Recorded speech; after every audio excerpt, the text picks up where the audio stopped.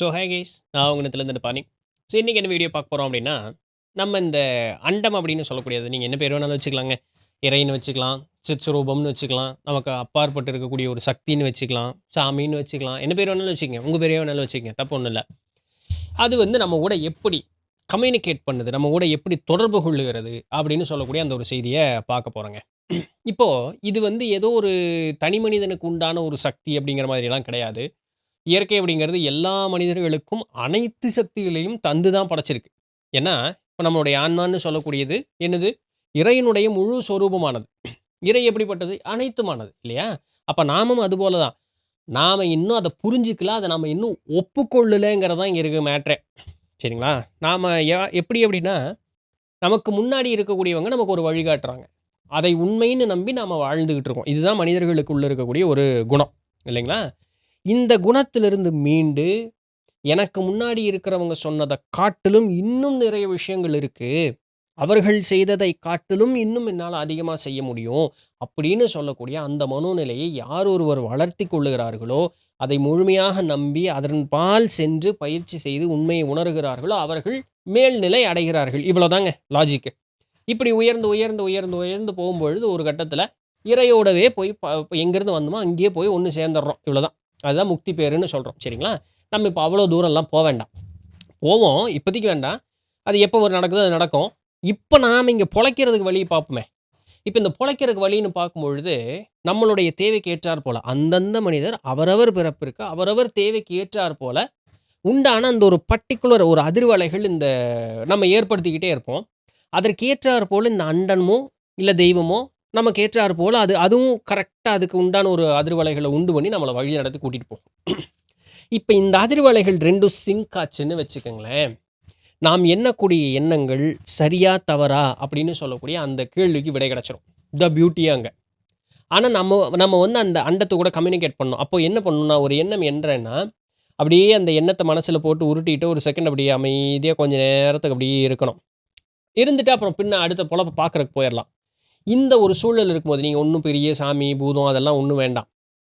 ஏதோ ஒரு தேவை. ஒண்ண நோக்கி நம்ம பயணிக்கிறோம். அந்த பயணம் வந்து இப்படி இருக்கும். இப்படி இருக்கு. இதற்கப்புறம் இந்த இது எடுக்க போறேன். இப்ப அடுத்து இந்த முடிவு எடுக்க போறேன். அப்படின்னு சொல்லக்கூடியத, அப்படியே பொறுமையா, அமைதியா உட்கார்ந்து ஆசுவாசப்படுத்தி, அப்படியே ஒரு தெளிவான ஒரு மனோநிலைக்கு நீங்க வந்துக்கிறீங்க. வந்துட்டு, அப்படியே கொஞ்ச நேரம் பேசாம அமைதியா உட்கார்றீங்க. பின்ன அடுத்து உங்க வேலை என்னமோ அத பார்க்க போயிர்றீங்க. இந்த எண்ணங்கள் வந்து ஆழமா இருக்கும் பட்சத்தில, இந்த அண்டசராசனம் நம்ம கூட பல வழியில கம்யூனிகேட் பண்ணும். இதுல எது வேணாலும் உங்களுக்கு நடக்கலாம். ஆனா, நம்ம அத பார்த்து குறி உணர்வதற்கு நாம் புரிஞ்சுக்கிட்டோம் அப்படின்னு சொன்னா போதும். பாருங்க, ஃபர்ஸ்ட்டு சின்க்ரோனிசிட்டீஸ் அப்படின்னு சொல்லுவாங்க. இத வெறுமனே கோயின்சிடென்ஸ் எதேர்ச்சையாக நடந்ததுன்னு நம்ம சொல்ல முடியாது. ஏன்னா, இந்த சின்க்ரோனிசிட்டி அப்படின்னு சொல்லக்கூடியது சரியாக நாம் என்ன எண்ணினோமோ, நாம் எதை நோக்கி பயணிக்கிறோமோ, நமக்கு எது தேவையோ, அதற்கு ஏற்றார் போல ஆட்களையோ, சூழலையோ, பொருட்களையோ, நீங்க ஒரு இடத்திற்கு போற இடத்தையோ சரியாக அமைத்துக் கொடுக்கும். ஒரு தடவ இல்ல. பல தடவ நடக்கும். ஆயுசு பூரா தொடர்ந்தெல்லாம் நடந்துகிட்டே எல்லாம் இருக்காது. 1, 2 தடவ. ரொம்ப அவசியம் ஆழமா நீங்க நடத்தீங்கன்னா 3, 4 தடவ கூட நடக்கும். அதற்கு மேலலாம் இருக்காது. நீங்க ஒரு விஷயத்துக்கு ரெஸ்பான்ஸ் பண்ணலைன்னா, இந்த அண்டம் வந்து, "ஓ! சரி இப்ப இது வேணும்னு கேட்டான். இப்ப எதுவும் வேண்டாம் போல இருக்கு." அப்படின்ட்டு அது பாட்டுக்கு அது போல பார்க்கறக்கு போயிரும். சரிங்களா? அப்ப இத நம்ம பொறுமையா கத்துக்கணும். நான் எண்ணுனதற்கு ஏற்றார் போலவே ஆட்கள் வர்றாங்களே! நான் எண்ணுனதற்கு ஏற்றார் போலவே சூழல் வருதே! ஒருவேளை இது என்னது இது எனக்கு புரியல. இது ஏதாவது ஸ்கேமா இருக்குமா? ஏன்னா இன்னைக்கு ஸ்கேம் நெறைய போச்சு பார்த்தீங்களா? அப்படி அந்த சந்தேகம் வரலாங்க. தட் இஸ் ஓகேங்க. அதனால தான் வாய்ப்புகள் 2வது தடவ, 3வது தடவைன்னு கொடுக்கப்படுது. அப்போ அந்த அந்த நம்பிக்கைய வந்து நம்ம கொண்டு வரணும். அப்போ அந்த இடத்துல பொறுமையா உட்காந்து, ஓ! நம்ம கேட்டதற்கு ஏற்றார் போல ஆட்கள் இத இத வந்து நம்ம எப்படி யூட்டிலைஸ் பண்ணலாம்? ஓகே, நான் கேட்ட மாதிரியே ஆள் வந்துடுச்சு. இப்ப நான் அத எப்படி கரெக்ட்டா யூட்டிலைஸ் பண்ணலாம்? சரியா தெளிவா பிளான் பண்ணவன் கரெக்ட்டா அது எல்லாத்தையுமே இவன் வந்தான்னா, வந்த உடனே எப்படி நம்ம யூட்டிலைஸ் பண்ணலாங்கிற ஐடியாக்குள்ள வந்திருப்பான். வெறுமனே ஆள் வேணும்னு கேட்டேன். இப்ப ஆள் வந்துட்டான். ஆள எப்படி பயன்படுத்துறது? அப்ப அந்த தெளிவு நமக்கு வேணும். ஆனா கேட்டது கிடைச்சிரும். ஆளோ, சூழலோ, நேரத்திற்கு ஏற்றார் போல என்ன நிகழ்வு எது வேணாலும் நடந்துரும். இது இது வெறுமனே கோயின்சிடென்ஸ் எதேர்ச்சையா நடந்துருச்சுங்கன்னெல்லாம் சொல்றது முடியாது. அப்படி அப்படி சொல்லக்கூடாது. சரிங்களா? இதுக்கு பேர் தான் சின்க்ரோனிசிட்டிம்பாங்க. நீ என்ன நினைக்கிறையோ, அதற்கு இந்த அண்டம் உனக்கு வாய்ப்புகளை ஏற்படுத்தி கொடுத்தே தீரும். அப்படிங்கிறத நம்ம மனசுல நல்லா புரிஞ்சுக்கணும். சரிங்களா? அடுத்தது, இந்த ஏஞ்சல் நம்பர்ஸ்ன்னு சொல்லுவாங்கல்ல, அதுக்கு பேரு ரீஅக்கரிங் நம்பர்ஸ் அப்படின்னு சொல்லுவாங்க. சரிங்களா? இந்த 111 இல்ல 4 1 அதிலிருந்து அந்த 4 9 இல்ல 3 9 வரைக்கும் வரும். இது நம்ம முன்னாடியே ஏஞ்சல் நம்பர்ஸ்ன்னு நம்ம நித்திலன் தண்டபாணி அப்படின்னு அடிச்சுட்டு ஏஞ்சல் நம்பர்ஸ் அப்படின்னு யூடியூப்ல போட்டிங்கன்னா வரும். ஸோ அந்த பதிவுகள்ல நம்ம தெளிவா பார்த்துருக்கோம். ஒண்ணொண்ணுக்கும் என்னென்ன அர்த்தங்கள்னு பார்த்துருக்கோம். ஸோ இந்த ஏஞ்சல் நம்பர்ஸ் இது சராசரியா நிறைய பேர்த்தனுடைய வாழ்க்கையில் நடக்குது. உடனடியாக மாற்றத்தை அது ஏற்படுத்தாது. அந்த நம்பர்ஸ் வர்றது ஒரு மாற்றத்தை ஏற்படுத்துவதற்காக இல்ல. மாற்றம் ஏற்பட போகிறது, தயாராக இருன்னு சொல்வதற்கு தான் அந்த குறியீடு வரும். சரிங்களா? ஸோ இது மூலமாக நம்ம வந்து புரிஞ்சுக்கலாம். ஓகே. நம்ம செல்லக்கூடிய பாதை சரியான ஒரு பாதையில தான் இருக்கோம். வெற்றியை நோக்கி தான் போறோம் அப்படிங்கிறத நம்ம நல்லா புரிஞ்சுக்கலாம். அடுத்தது பார்த்தீங்க அப்படின்னு சொன்னா, கனவுகள் மூலமாக வரக்கூடியது. நாம எத நெனைச்சோமோ, அதற்கு ஏற்றார் போலவே ஒரு ஒரு மிருகத்தின் உருவங்கள் வரலாம். சரிங்களா? ஒரு வகையான சப்தங்கள் வரலாம். ஒரு சில நறுமணங்களை உணர்ந்ததற் போல வரலாம். ஒரே வகையான ஆட்கள் திருப்ப திருப்ப வந்துகிட்டே இருக்கிறார் போல இருக்கலாம். ஒரே சூழல் திருப்ப திருப்ப கனவுல வந்துகிட்டே இருக்கிறார் போல இருக்கலாம். இதெல்லாம் நம்ம மனதில எண்ணிய எண்ணங்களுக்கு உண்டான விடை. இதையும் நாம முதல்ல புரிஞ்சுக்கணும். இந்த மாதிரி கனவுகள் மறக்காது. நல்லா புரிஞ்சுக்கங்க. காலையில எந்திரிச்ச உடனே ஞாபகம் இருக்கும். இப்போ திடீர்னு ஒரு வேள நடு ராத்திரியில எந்திரிச்சிட்டீங்க, அந்த கனவு டக்குனு வந்துட்டு திருப்பி படுத்து சரி ஞாபகம் இருக்குன்னு தூங்கிட்டீங்கன்னா மறந்துரும். அதுதான் ரிஸ்க்கு. பக்கத்துல என்னைக்கும் ஒரு நோட்டு, பேனா வச்சுக்கணும். டக்குனு அந்த கனவு வந்த உடனே குறிச்சு வச்சுருங்க. காலையில மறந்தாலும் அத எடுத்து பார்க்கும்போது, இந்த கனவு இப்படி வந்ததில்லன்னு நமக்கு தோணும். சரிங்களா? ஸோ இது இப்ப மொபைல் இருக்கா? காலங்காத்தால மொபைல் பளீர்னு கண்ணுல அந்த வெளிச்சம் அடிச்சுதுன்னா நமக்கு ஒரு மாரி கஷ்டமா இருக்கும். ஒரு நோட்டு, பேனா எடுத்து எழுதி வச்சுக்கங்க. அப்படி இல்லன்னா, இல்லைங்க அதெல்லாம் பண்ண மாட்டேன்னா, மொபைல்லயாவது எதா எடுத்து டைப் பண்ணி வச்சுக்கங்க. சரிங்களா? ஸோ இது போல கனவுகள் வருது. கனவுகள் என்னைக்குமே நம்ம மறந்துறவே கூடாது. அது நோட் பண்ணி வச்சுக்கிட்டே இருக்கணும். அடுத்தது ஒரு இந்த இடத்துல இத எதேர்ச்சையா சொல்லலாம். அன்எக்ஸ்பெக்டட் சரிங்களா? இது எதேர்ச்சையா. நமக்கு சம்மந்தப்பட்ட ஒரு ஆள சந்திப்போம். பிளானே பண்ணியிருக்க மாட்டோம். இது வந்து இந்த மாதிரி இந்த எதேர்ச்சி எப்படின்னா, என் வாழ்க்கையில வந்து இத நான் சாதிக்கணும் அப்படின்னு சொல்லக்கூடிய அந்த நோக்குல ஒருத்தன் போயிட்டு இருப்பான். அவனுக்கு தான் அந்த சின்க்ரோனிசிட்டின்னு சொன்ன ஃபர்ஸ்ட் விஷயம் நடக்கும். ஒரு சிலருக்கு பார்த்தோம்னா, இப்படி இருந்தா நல்லா இருக்கும்ல அப்படிங்கிறதோட உட்டுருவான். ஆனா, அவனுடைய அதிர்வலை கரெக்ட்டா இந்த யுனிவர்ஸோட சிங்க் ஆயிருக்கும். அததான் நம்ம சொல்லுவாங்க. தேவர்கள் கேட்டு ததாஸ்து நடக்கட்டும் அப்படின்னு சொல்லுவாங்கன்னு சொல்லிட்டு. சிங்க் ஆச்சுன்னு வச்சுக்கங்களேன், அதற்கு ஏற்றார் போல இருக்கக்கூடிய ஆட்களையோ, சூழலையோ நம்ம டக்குன்னு பார்ப்போம். திடீர்னு ஒரு காசு வரும். எதுடா இது என்ன ஒண்ணுமே பண்ணல. எப்புட்றா இந்த திடீர்னு இந்த காசு வந்தது அப்படின்ட்டு இருக்கும். புத்திசாலி தான் முன்னமே அத யோசிச்சோம்னு சொல்லி, அதற்குண்டான பணம் வந்ததுன்னு புத்திசாலி அத கரெக்ட்டா அந்த என்ன தேவைக்கோ அத பயன்படுத்துவான். இல்லன்னா உதாரித்தனம் பண்ணிட்டு திருப்ப திருப்ப அவன் என்ன வேணுமோ நெனச்சுக்கிட்டே இருப்பான். அந்த திருப்ப திருப்ப நெனைக்கிறதுக்கு அதுக்கப்புறம் பலன் இருக்காது. ஏன்னா வாய்ப்பு ஒரு தடவ குடுத்துட்டோம். நீ சரியா பயன்படுத்தல. ஸோ அன்எக்ஸ்பெக்டடா நடக்கிறது. இந்த எதேர்ச்சையா நடக்கிறதும் ஒரு வகையில பதில் தான். ஸோ இத சரியா நம்ம புரிஞ்சுக்கிட்டோம் அப்படின்னு சொன்னாலுமே, நமக்கு வந்து கரெக்ட்டா அந்த யூனிவர்ஸ் நம்ம கூட கம்யூனிகேட் பண்ணுது அப்படிங்கிறத நம்ம புரிஞ்சுக்கலாம். இப்ப அடுத்து சொல்லக்கூடிய ஒரு 3 விஷயங்கள். இது பர்ட்டிகுலரா இது எல்லா மனிதர்களுக்கும் உண்டு தான். பட் ஒரு சிலருக்கு ரொம்ப விசேஷமா நடக்கக்கூடிய ஒரு விஷயம். என்ன அப்படின்னு சொன்னா, உள்ளுணர்வு கொஞ்சம் அதிகமா அவர்களுக்கு வேலை செய்யும். அதுல 3 வகையறாவா சொல்றாங்க. ஒண்ணு கிளார் ஆடியன்ஸ் அப்படின்னு சொல்றாங்க. காதுகள்ல யாரோ யாரோ காது தான் கேட்க போகுது. ஏதோ பேசுற மாதிரியே இருக்கும். நம்ம ஒரு கேள்வி கேட்டோம்னா, யாரோ ஒருத்தர் நம்ம கூட பேசிட்டே இருப்பாங்க. லிட்டரலா இந்த காதுலயே பேசுற மாதிரின்னு எடுத்துக்கக்கூடாது. மண்டைக்குள்ள அந்த ஓசை கேட்கும். ஒரு சிலருக்கு நெஜமாலுமே பேசுற மாதிரியே கேட்கும். அந்த உள்ளுணர்வு அதிகமாக தூண்ட பெற்றவர்கள் அவர்கள். ஒரு சிலருக்கு மண்டைக்குள்ள கேட்கும். ஏதோ யாரோ நம்ம கூட பேசிட்டே இருக்க மாரி. ஒரு சிலருக்கு லிட்டரலா பேசுற மாதிரியே கேட்கும். நெறைய பேர் அத பயத்தினால அத வந்து சிறு வயதிலிருந்து அது சரியா வழி நடத்தி செல்றதுக்கு ஆட்கள் இல்லைங்கிறனால, அந்த பயத்தினால இதெல்லாம் வேண்டாம் எனக்கு பயமா இருக்கு, வேண்டாம் அப்படின்னு சொல்றனால அந்த சக்தி அவர்கள விட்டு போயிருது. திருப்ப அப்புறம் விஷயம் தெரிஞ்சு எனக்கு வேணும்னு நெனைக்கும்போது அந்த சக்தி அவ்வளோ சீக்கிரம் வேலை செய்றது இல்லைன்னு பாருங்களேன். ஸோ இது போல நமக்கு விடை கிடைக்கும். ஒண்ணா மண்டைக்குள்ளேயோ இல்லன்னா காதுகள்ல யாரோ ஒருத்தர் பேசுற மாரி. கிளார் ஆடியன்ஸ் அப்படின்னு சொல்லுவாங்க. சரிங்களா? அடுத்தது கிளார் சென்டியன்ஸ் அப்படின்னு சொல்லுவாங்க. இதுதான் ப்ராப்பர் உள்ளுணர்வு. கட் ஃபீலிங் அப்படின்னு சொல்லுவாங்கல்ல.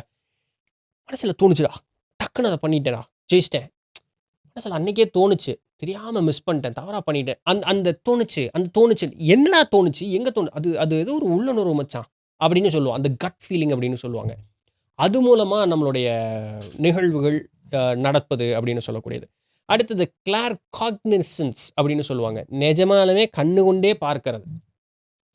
ஏதோ ஒரு உருவம் தெரியுது அப்படின்னு. இப்போ இந்த உருவம் தெரியுதுங்கிறது ஒரு நெகட்டிவான ஒரு ஃபீலிங்கா இப்போ போச்சு. ஏன்னா, அமானுஷ்யம் அப்படிங்கிறது நெறைய அந்த பேய் படம் தான் வருது. முதலையெல்லாம் சாமி படம் வந்துகிட்டு இருந்தது. இப்போ பேய் படம் நெறைய வருது.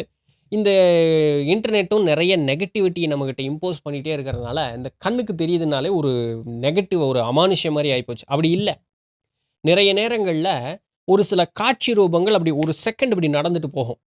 அது நம்மளுடைய தேவைக்கு ஒரு பதிலா கூட இருக்கும். அந்த அந்த ஒரு உருவம் அங்க இருக்கிற மாதிரி இருக்கும். அது செய் அப்படிங்கிற மாதிரி ஒரு இது இருக்கும். டக்குன்னு மறைஞ்சிரும். ஃப்ராக்ஷன் ஆஃப் செகண்ட் அதை விளக்க முடியாது. இந்த சூழ்நிலையில நடக்கும், இந்த சூழ்நிலையில நடக்குது. வேணா அட்டவணை போட முடியாது. அது அவரவருக்கு உண்டான அனுபவங்கள் இருக்கும். யாராவது அந்த மாரி அனுபவப்பட்டீங்கன்னா கீழ கமெண்ட் பண்ணுங்க. அந்த ஒரே நொடி, ஒரு நொடியில ஆனா நமக்குடைய தேவைக்கு உண்டான பதில் நமக்கு அந்த இடத்துல கிடைச்சிருக்கும். ஸோ இது போல இருக்கக்கூடிய இதெல்லாம் கொஞ்சம் அந்த உள்ளுணர்வுக்கு அதிகமான முக்கியத்துவம் கொடுக்கக்கூடியவர்களுக்கு இந்த இந்த மாரி விஷயம். அதனால தான் இத கொஞ்சம் விசேஷமா நடக்கும் அப்படின்னு சொன்னேன். ஒரு சிலருக்கு அப்படிங்கிறதுக்கு உண்டானது. இது போக ரொம்ப எளிமையா யார் வேணாலும் இது பண்ணிக்கலாம் அப்படிங்கிறது. இப்போ பீயிங் இன் பிரசன்ட் அப்படின்னு சொல்லக்கூடியதும், இந்த நிகழ்காலத்தில் நடக்கக்கூடியதற்கு மேல கவனம் வைப்பது அப்படின்னு. இத வந்து அறிவியல் சொல்லும். உங்க கண்ணு முன்னாடி தான் இருக்கு. ஏன் உனக்கு தெரியாதா? இது இன்னும் பெரிய விசேஷமா? அப்படின்னு அந்த அறிவியல் சொல்லும். அது உண்மதான். இல்லைன்னு சொல்றதுக்கு இல்ல. இப்போ நம்ம ஒரு பொருள தேடச் சொல்லியிருப்பாங்க அம்மா. நாமும் போவோம். அது நெஜமாலுமே அந்த அந்த இடத்துல இருக்காது. இல்லையா? அம்மா வருவாங்க. இங்கே தான இருக்கு. பொளீர்னு ஒண்ணு விழுகும். ஏம்மா இங்கே தான இருக்கு. அப்ப நெஜமாலுமே அந்த இடத்துல இருக்கும். ஆனா அந்த இடத்த நாம பார்த்திருப்போம். அந்த பொருள் அங்க இருந்திருக்காது. அம்மா வந்து காட்டிக் குடுக்கும்போது அந்த பொருள் அங்க இருக்கும்.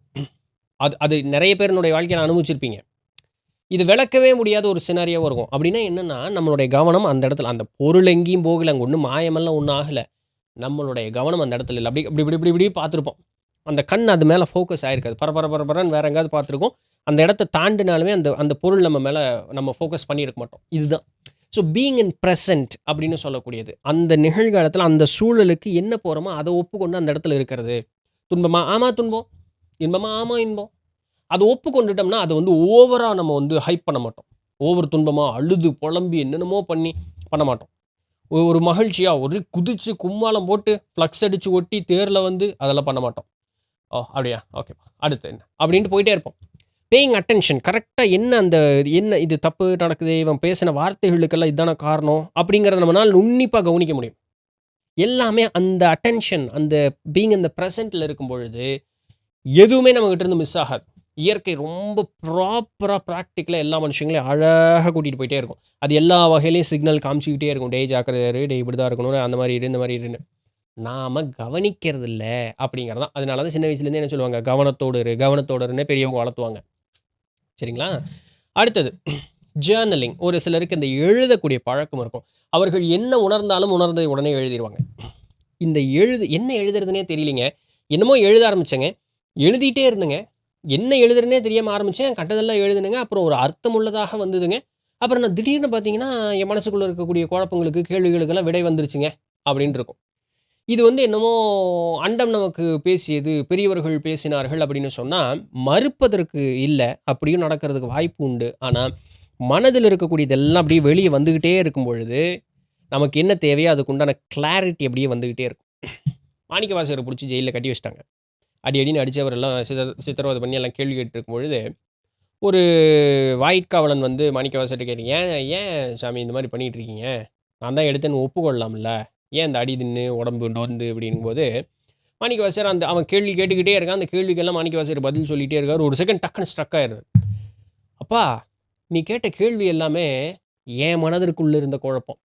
சாமி நம்புனனே, இப்படி ஒரு நிலைமையா எனக்குன்னு என் மனதுக்குள்ள இருந்த குழப்பம். அந்த குழப்பத்திற்கெல்லாம் நீ தான் கேள்வி கேட்ட. அந்த கேள்வியெல்லாம் என் மனதிற்குள்ள இருந்தது. ஆனா என் மூலமே இறைவன் விடை குடுத்தானே! இதற்கு மேல எனக்கு வந்து இறைவன் மீது சந்தேகம் கிடையாது. நடக்கிறது நடக்கட்டும் பார்த்துக்கலாம்." அதுக்கப்புறம் தான் சாமி அந்த இடத்துல வந்தாரு. அப்போ அந்த குழப்பத்த ஏதோ ஒரு வகையில வெளிய கொண்டு வரணும். அதற்கு இந்த ஜர்னலிங் அப்படிங்கிறது நமக்கு ஒரு பெருவாரியான ஒரு உதவியாக இருக்கும். சரிங்களா? அடுத்தது தியானங்க. Being mindful. அப்படியே அமைதியான ஒரு சூழலுக்கு இருப்பது. இது இருக்கும் பொழுது ஆப்வியஸ்லி நம்மளுடைய மனோநிலை நல்ல ஒரு முன்னேறிய ஒரு நிலைக்கு, முதிர்ந்த ஒரு நிலை அப்படிங்கிறதுக்கு நாம தாராளமா அது செல்லும். அதுலலாம் எந்த விதமான மாற்று கருத்தும் இல்ல. ஸோ தியானம் இஸ் மஸ்ட். எல்லா மனிதர்களும் ஒரு நாளைக்கு குறைந்தபட்சம் ஒரு 1/2 மணி நேரமாவது அந்த எண்ணமற்ற நிலையில இருப்பதற்கு பயிற்சி அப்படிங்கிறத எடுத்துக்கொள்வது மூலமாக, இந்த அண்ட சராசரத்தில் இருக்கக்கூடிய பல வகையான சக்திகளை நம்மால் உணர்ந்து கொண்டு அதை பயன்படுத்தவும் முடியும் அப்படிங்கிறத நம்ம தெரிந்து கொள்ளலாம். சரிங்களா? ஸோ இதில இருக்கக்கூடிய நிறைய வழிகள்ல ஏதொன்னும் உங்களுக்கு வேலை செய்யுது அப்படின்னு சொன்னா, சரியாக அத பயன்படுத்தி வாழ்க்கையில் வெற்றியும், மகிழ்ச்சியும் பெறுவோமா. சரிதானுங்களே? ஸோ வீடியோ புடிச்சிருந்ததுன்னா லைக் தட்டி விடுங்க. சப்ஸ்கிரைப் பண்ணாதவங்க பண்ணிருங்க. அப்படி நம்ம பாட்காஸ்ட் சேனலையும் பாருங்க. 2 சேனலோட வீடியோஸையும் சேனலையும் உங்க ஃப்ரெண்ட்ஸ் அண்ட் ஃபேமிலிக்கு ஷேர் பண்ணுங்க. ஸோ நாளைக்கு வேற ஏதாவது ஒரு சுவாரஸ்யமான செய்தியில சந்திப்போம். அதுவரையும் தொடர்ந்து இணைந்திருங்கள். நான் உங்க நித்திலன் தண்டபாணி. நன்றி.